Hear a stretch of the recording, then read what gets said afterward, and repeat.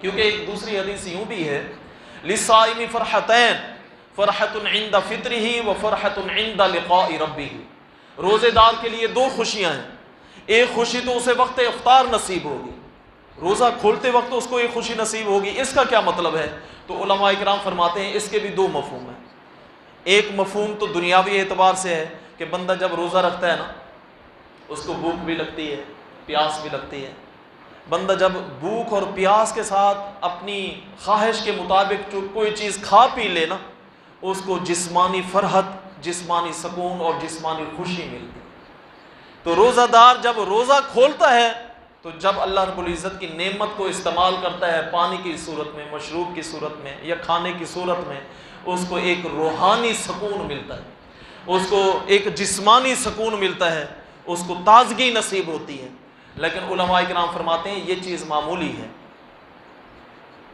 اس کا جو دوسرا مفہوم ہے وہ اس سے بڑا عظیم ہے کہ روزے دار کے لیے دو خوشیاں ہیں۔ ایک خوشی تو وقت افطار ہے، وہ کیا ہے کہ حضور کا فرمان اس کی وضاحت کر رہا ہے کہ روزے دار جب افطار کرنے کے لیے بیٹھتا ہے نا تو اللہ کی بارگاہ میں ہاتھ اٹھا کے دعا مانگتا ہے۔ حضور نے فرمایا اللہ روزے دار کی دعا کو رد نہیں کرتا۔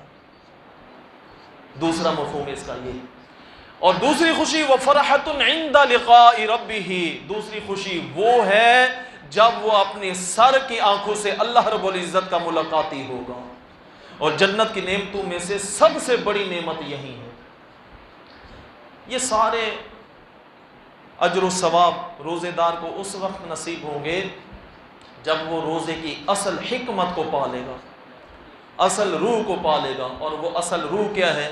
وہ اس آیت میں ہے لعلکم تتقون، تاکہ تم متقی بن جاؤ، روزہ رکھ کے پرہیزگار بن جاؤ۔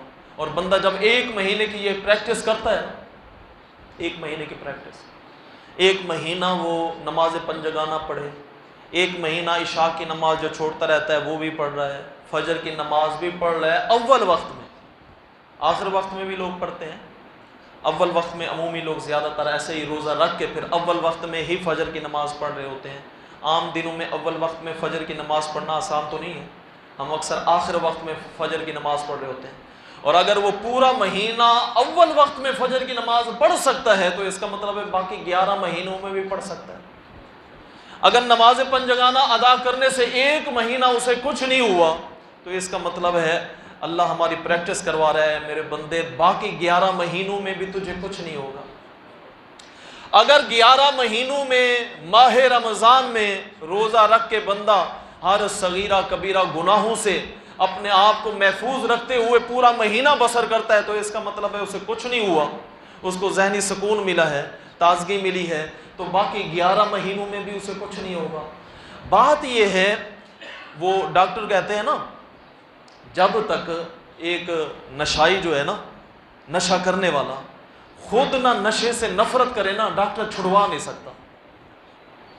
اسی طرح جب تک بندہ گناہوں سے خود نہ نفرت کرے نا، وہ پھر گناہ چھوڑ نہیں سکتا۔